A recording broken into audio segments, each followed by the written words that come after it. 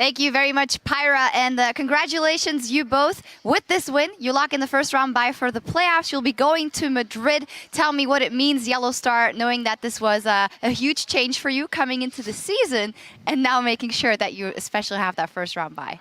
Oh, well, it gives a really huge advantage. I'm really proud of my team, even though no one really expected Fnatic to be at such a high level. We didn't have a lot of time to practice going into this season, so I think we've been putting a lot of effort into hard work, and it really pays off. And I know that a lot of us were really stressed before this match because it was really important for us to jump into the semifinals directly. But now we've made it, and everyone is just super happy.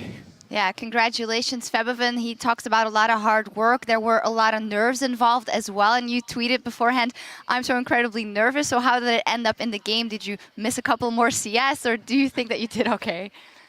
In the game, I played in every game, so I didn't really feel nerves in the game. But before the game, I was shaking and my hands were like sleeping, and I didn't know what to do. I was really nervous, and I never had this before. I don't know what happened, but. Yeah. It might get a little bit worse if you go into playoffs, but I'm sure you'll be able to keep that in check. Tell me about H2K and the way you beat them. You guys are obviously a very aggressive team, and you got a lot of kills early, but H2K always manages to stay in the game. Did your game plan change at any point, knowing that, oh, we seem to have so many kills, but H2K is still taking towers?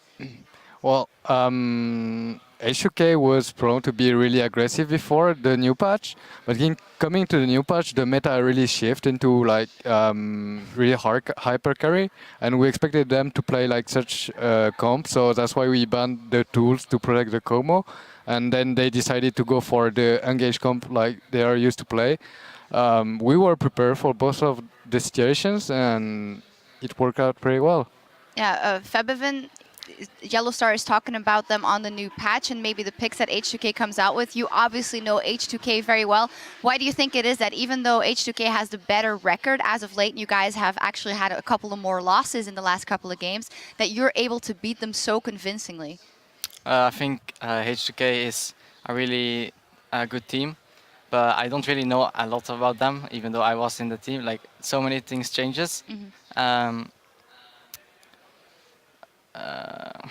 How do you think they've done on the patch, for instance? Because we've seen, for instance, VODS going back to that Gnar once again when there could have been different things, but he doesn't seem to be comfortable. I think we outdrafted them because we had the Ezreal in the AD, we had LeBlanc, we had Hakarim top. Basically, Ahri can never kill Ezreal and LeBlanc because you can dash away. So there was no way from them stopping us if we got our core items. So if we got a good early game, so we just snowballed that into a Drake lead and a Baron lead, and then we just took everything. Outdrafted and outplayed them, and Stress, you actually had an interesting point about the draft coming out of H2K as of late on the patch, that they don't seem to be as innovative maybe as other teams. Yeah, that is one of the things that we were talking about when we were looking at the picks and bans, is that first picking Annie straight away was a little bit of a... I guess it goes along H2K's kind of picks and bans. You guys must have expected that, I guess. Yeah, but I don't think Annie right now in the meta is a first pick material. I'd say like it's more based on tank champions, CC and all of this. So she's pretty squishy and really vulnerable to ganks, and I mean, it's the way they want to play, and I really respect that, and we really punish that lane. No. You didn't go for the Nautilus second time again. Did you get burned, or what happened there? No, the thing is, I was really thinking about it, but we wanted to snowball that bot lane, and with Thresh is way easier. Even though the first gank we didn't manage to take one kill, we burned the flash, and Caitlyn is not as efficient as she is now, as she was. Yeah, well, good pick in the end. You guys pulled out. One final question. We didn't hear that much from you guys before the season. Obviously, you were also kind of waiting out how it would be and how the synergy would be. Turns out it is pretty good. You guys get that first round bye for the playoffs. So tell me about your expectations for playoffs, because you can dream big with the things that you've shown so far, Bora.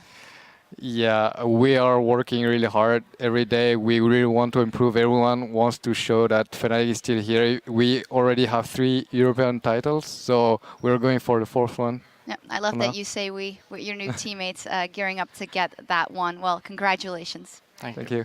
All right, for now, though, we need to take a break. But when we return, Meet Your Makers will look to score a win off #1 SK Gaming to climb out of the last place auto relegation spot. Is getting awfully close to do or die, so don't miss it.